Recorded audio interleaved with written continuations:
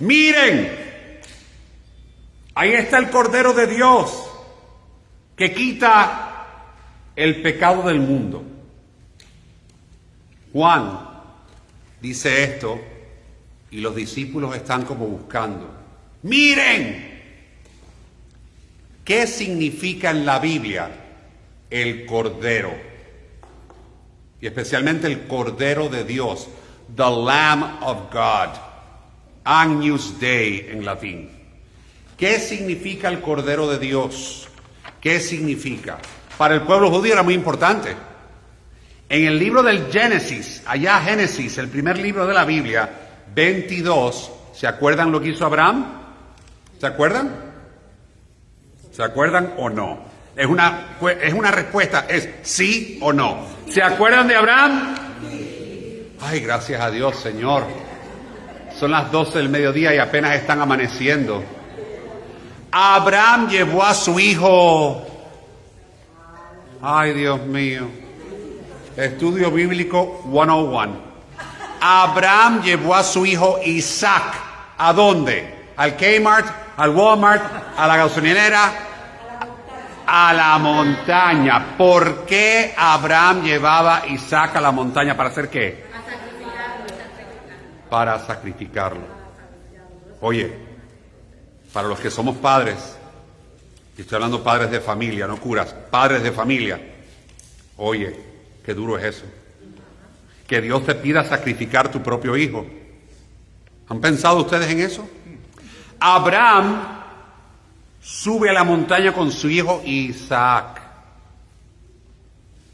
¿Y qué le dice a su pobrecito hijo? Porque el hijo le preguntaba, papá, ¿dónde está el cordero para el sacrificio? ¿Dónde está? Y Abraham, ¿qué le iba a decir? ¿Saben lo que le dijo Abraham? Hijo, Dios proveerá el cordero.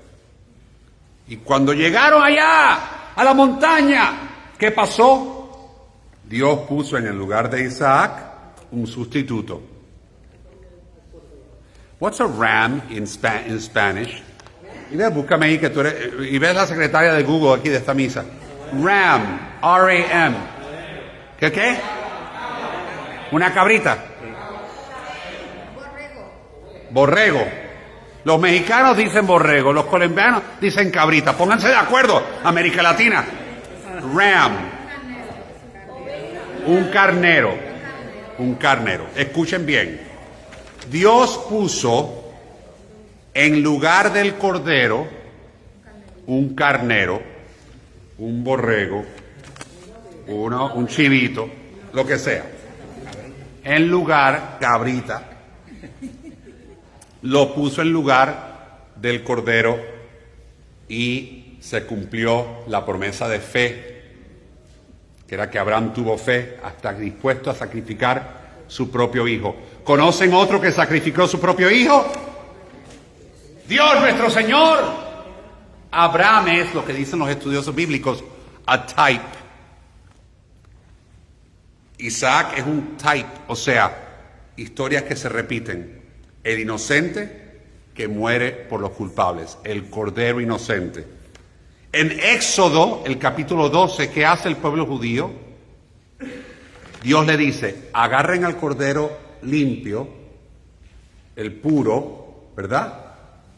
Y cojan la sangre del cordero y pónganla en los puestos de sus puertas. Así llega el Passover. ¿Se acuerdan? La Pascua. El Passover, o sea, siguieron el pueblo de Israel el consejo de Dios, con la sangre del cordero, ponían la sangre en las puertas y Dios pasaba esas casas y así empieza lo que es la promesa del Passover. Hasta este día los judíos celebran el Passover, nosotros celebramos el Jueves Santo y ahora van a ver por qué. Génesis, ya les dije Abraham. Éxodo, ya les dije el Passover. Isaías 53, que lo vemos mucho en la Cuaresma y en el Viernes Santo. Isaías 53, el profeta, habla del siervo sufriente, the suffering servant, que es como la oveja que va a ser degollada o la oveja que va a ser sacrificada. De nuevo, la imagen de Cristo que subió al Calvario y fue sacrificado por nuestros pecados. Hay una lección muy práctica que acabamos de ver en Navidad. Yo no sabía esto hasta que me puse a estudiar este sermón. He estado en Tierra Santa 10 veces. 10 veces, para que vean lo bruto que soy. ¿Cuál es el primer lugar que visitamos cuando vamos a Tierra Santa? ¿Vamos? Muchos de ustedes han ido conmigo. Belén. Pero cerca de Belén, antes de ir a Belén, ¿dónde fuimos? The Shepherd's Fields. ¿Se acuerdan? Los campos de los pastores. ¿Por qué? Porque los Shepherd's Fields, ahí es donde los judíos agarraban los corderitos para los sacrificios en el templo. Recuerden que los judíos hacían sacrificio en la mañana y en la tarde. En la mañana, en la tarde. Una vez al año el sacrificio anual, el atonement, que le llamamos el Yom Kippur. El Yom Kippur, ¿tú sabes lo que es Yom Kippur, Salomón? El día del atonement, del arrepentimiento, del regreso a Dios, ¿no? El día del perdón.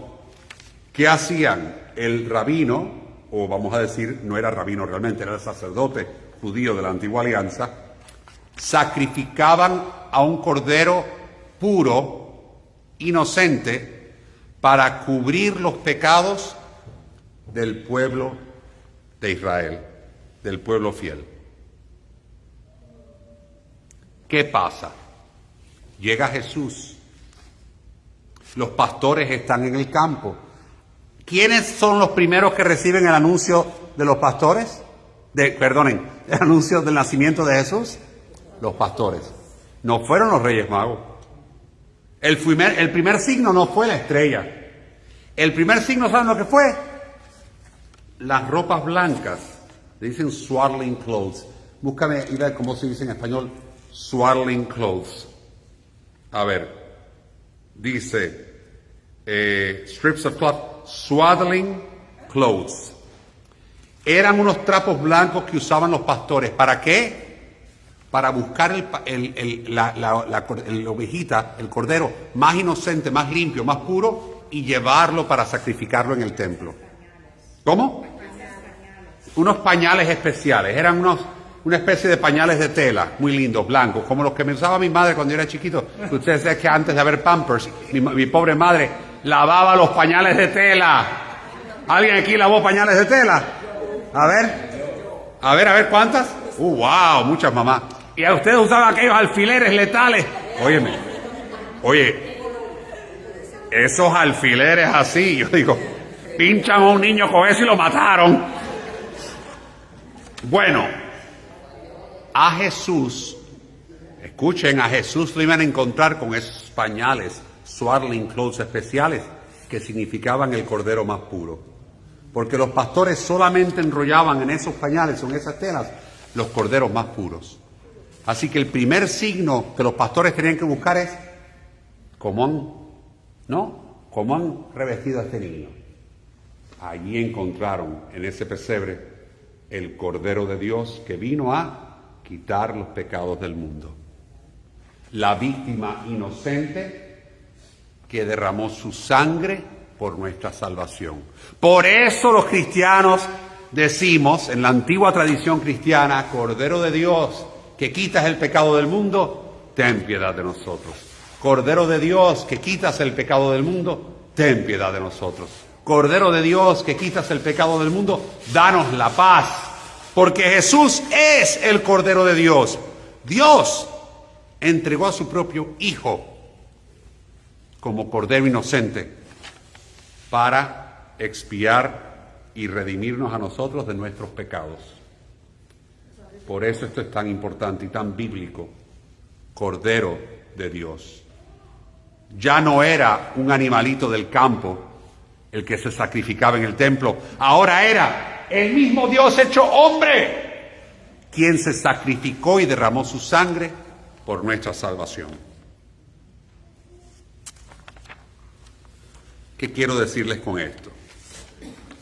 Esas palabras de Juan el Bautista son tan importantes hoy como lo eran hace 2000 años. ¡Miren! El Cordero de Dios. Look, there's the Lamb of God.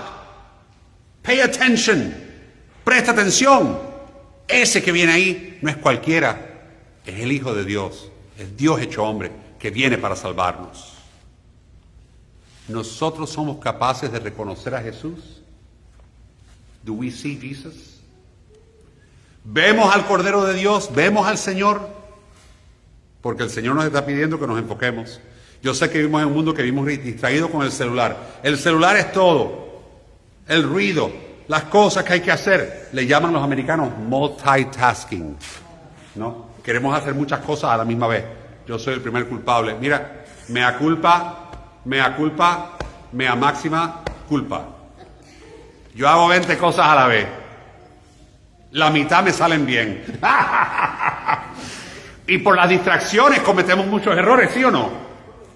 No se puede estar en el celular y manejar a la misma vez, ¿verdad? Es peligrosísimo.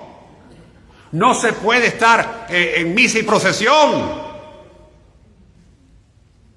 Yo conozco un obispo, el pobre, que él quiere ser el monaguillo en el funeral, el cura, la secretaria de la parroquia, el director del coro, todo a la misma vez. ¿Hay gente así? Los control freaks son así. Los control freaks quieren controlarlo todo. No se puede ser control freak. Tú tienes que hacer una cosa bien hecha, cristiano. Escúchame bien. Tú quieres seguir a Jesucristo. Pon tus ojos en Jesús. Por eso dijo Juan el Bautista, miren, ese es el Cordero de Dios. A Él hay que seguirlo. Nosotros tenemos que seguir el camino de Jesús. Y lo vamos a seguir cuando pongamos nuestros ojos, los ojos de la fe, los ojos de nuestro corazón, los ojos de nuestra alma en Él. Y seguimos el camino de Jesús y vamos a ir por el camino del bien. Pero ahí no se acaba. Al final de la Biblia, en el libro de la Revelación o el Apocalipsis, dice que there's a wedding feast, una gran fiesta de boda, una boda, y es el matrimonio, la fiesta del Cordero. Porque al final de los tiempos, el Cordero de Dios, nuestro Salvador, viene para salvar a toda la humanidad. La palabra en griego es parusía. Cuando ya se acabe todo, el cielo y la tierra, se acabe el mundo. Nos encanta hablar de eso. El fin del mundo. Cuando se acabe todo, hay buenas noticias. Porque Dios nuestro Señor va a recrear el cielo y la tierra y vamos a unirnos para siempre con Dios. Eso se llama la parusía o la fiesta de banquete, la boda de banquete. La boda, ¿quién es el novio? Jesús nuestro Señor, el Cordero de Dios, que vino a redimirnos. ¿Quién es la novia? Nosotros, la iglesia, el cuerpo de Cristo, los bautizados. It's the wedding feast of the Lamb, así se llama. Búsquenlo en Apocalipsis 19 y lo van a encontrar. ¿Saben que mañana celebramos un día especial en los Estados Unidos de América? ¿Qué celebramos mañana? ¿Qué celebramos? El día del Dr. Martin Luther King. Ustedes saben que Martin Luther King, listen to this, Martin Luther King graduated from high school at the age of 15, from college at the age of 19. He got his doctorate at the age of 25. Escúchenme.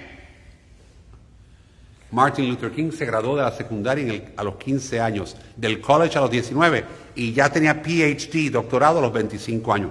Era un hombre brillante. Pudiera haberse quedado tranquilo en la universidad dando cátedra, ¿no?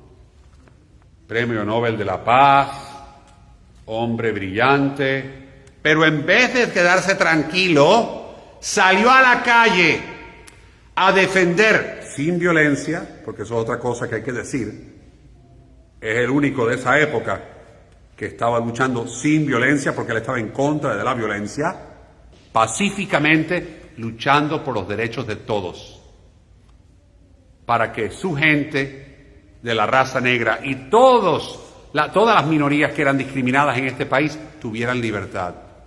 Salió a la calle, luchó por los derechos, la igualdad de todos los seres humanos, luchó por la dignidad de cada ser humano. ¿Y por qué lo digo hoy? Porque me parece irónico o muy especial, una coincidencia quizás muy especial, que nuestro Señor Jesucristo se sacrificó por la salvación del mundo. Martin Luther King hizo muchos sacrificios. ¿Ustedes saben que cuántas veces atentaron contra la vida de Martin Luther King? Muchas veces. Un día, 10 años antes de morir, tenía 29 años, estaba en una firma de uno de sus libros y una señora agarró una navaja así, de 7 pulgadas, y se la atravesó por el pecho. Por poco lo mata. Dicen que era un milagro, porque a menos de media pulgada de la aorta, que ustedes saben que esa es la vena principal del corazón, si alguien a ti te mete un puñalado en la aorta, ahí quedaste. Adiós mundo cruel, se te acabó todo. A Martin Luther King, por así, lo matan a los 29 años. Una mujer que estaba en contra de lo que él estaba haciendo. Después a su casa fueron, no sé cuántas veces, con su niñito pequeño, y le pusieron bombas, y le tiraban cosas, y metían tiros. Él era un pastor. La gente se olvida de eso. Él era un pastor bautista, un líder cristiano. Era un reverendo, un ministro del Evangelio. Martin Luther King no era un político, ni le interesaba la política. Los políticos estaban muy interesados en él, pero él lo que le interesaba era que cada ser humano se le tratara con igualdad y que las personas no fueran discriminadas y que el racismo y la igualdad racial fuera una realidad, que se acabara el racismo en este mundo, que todavía no se ha acabado. Todavía no se ha acabado.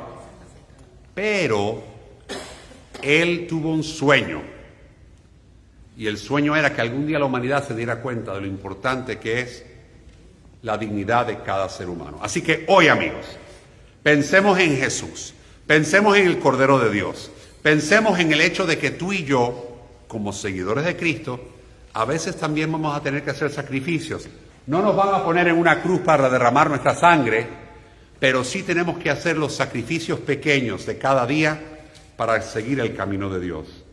No solamente hacer lo que te viene natural, cuando te dé la gana, a ti te da la gana, lo haces cuando no. Escuchar y ver. Ahí está Jesús, el Cordero de Dios, que nosotros podamos seguir su camino. Porque el camino de Dios requiere sacrificio, requiere esfuerzo, requiere que a veces ajustemos cosas en nuestras vidas para poder seguir el camino que Dios nos pide seguir. Recuerden que ahí está Jesús, que es el Cordero de Dios, que se entregó y derramó su sangre por nuestra salvación. Miremoslo a Él, sigámoslo a Él, busquemos seguir su camino. En el nombre del Padre, del Hijo y del Espíritu Santo.